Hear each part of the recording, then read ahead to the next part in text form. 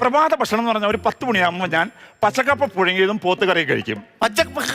പോത്തുകറി അതെ. കൊള്ളാം. ഉച്ചയ്ക്കോ? ഉച്ചയ്ക്ക് ഞാൻ ലേശം ചോറുണ്ണും കേട്ടോ. ലേശം ചോറ് ഉണ്ണാൻ കേട്ടോ.